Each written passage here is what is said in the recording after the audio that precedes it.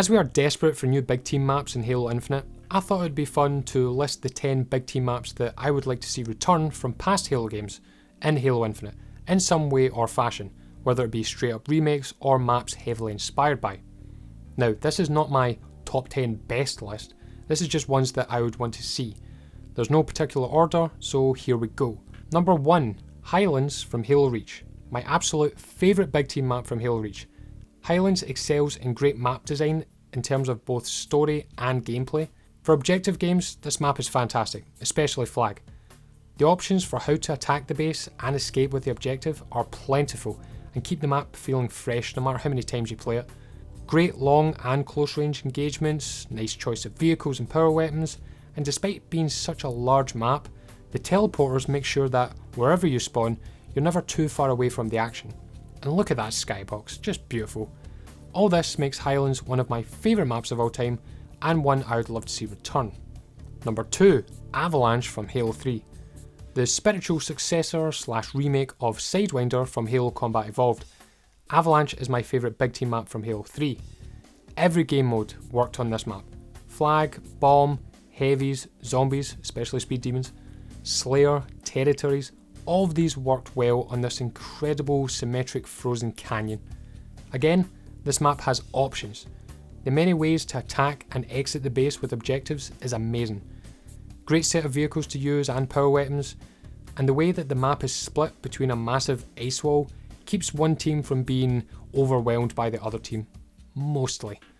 Multi-flag and bomb were my favourite game types to play on this, although Speed Demons was also a big favourite of mine back in the old Infection double XP weekends, which I hope return.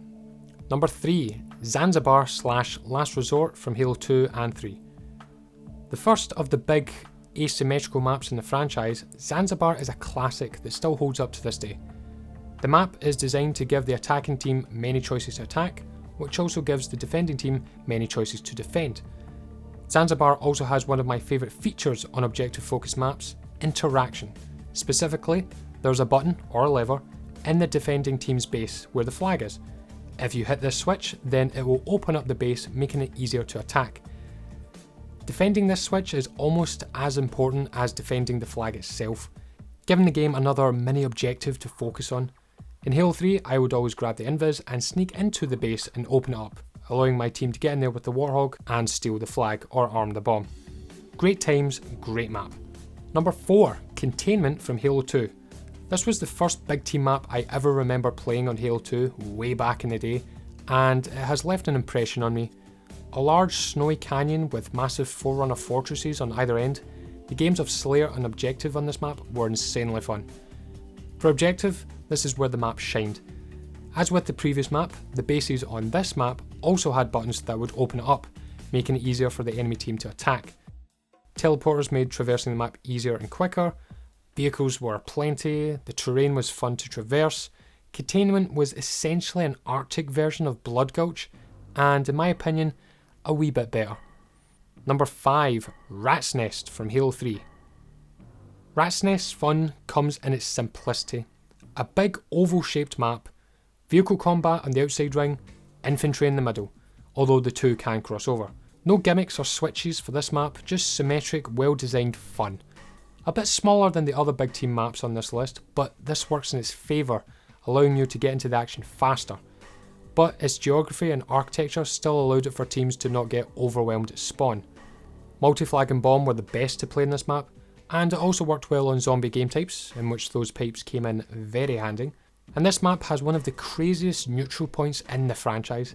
In this sight line alone, there is a sniper, a ghost, invis, hammer, turret, and rockets for both teams to clash over in the middle. I always went for hammer myself. Great, intense map. Number 6, Waterworks from Halo 2. This map is huge, in both design and concept.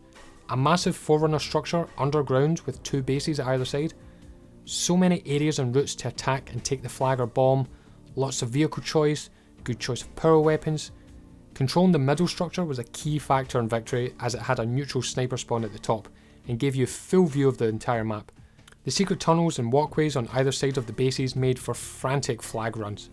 Just a big, simple but fun map. Number 7, SANDTRAP from Halo 3. Elephants. That should be all I have to say. Elephants.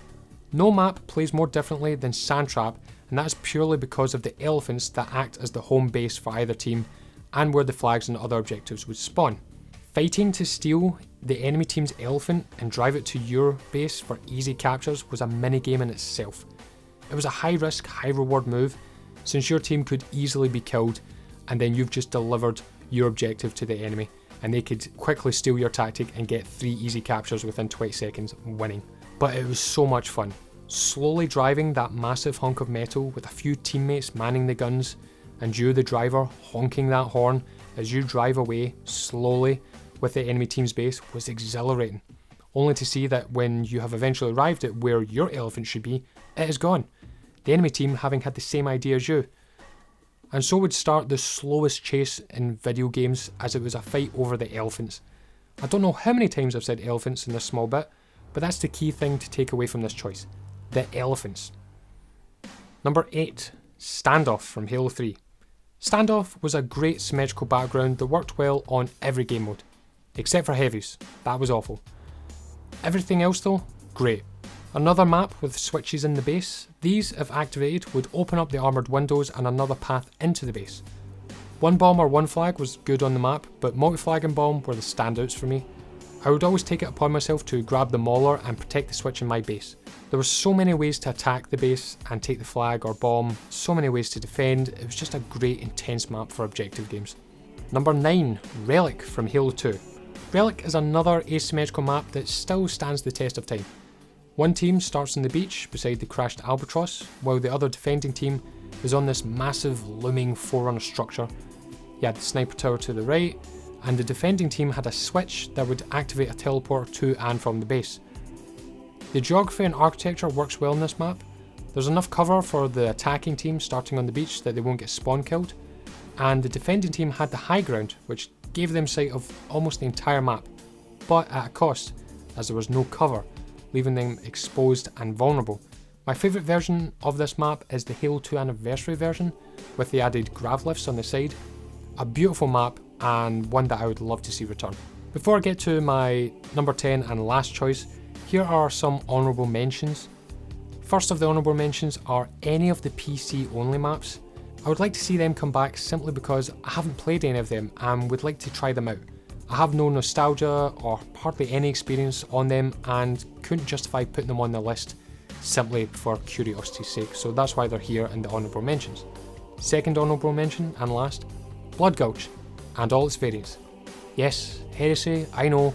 Blood Gulch is iconic and is seen as the big team map of Halo, but I feel that there are maps out there that have the same theme of 2 bases in the canyon and maps that just do it better. But if I had to bring a version back, it would be the Halo 2 Anniversary version. And my number 10 choice is Valhalla from Halo 3. This is the 2 bases in a canyon perfected to me. I love everything about this map.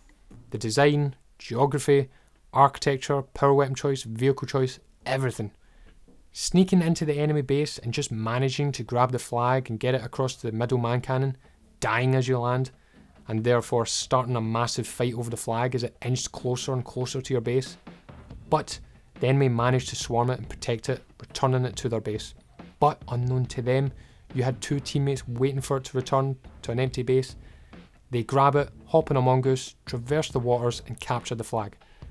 This is peak Halo to me, and the reason why I love this map and Capture the Flag and other objective game modes.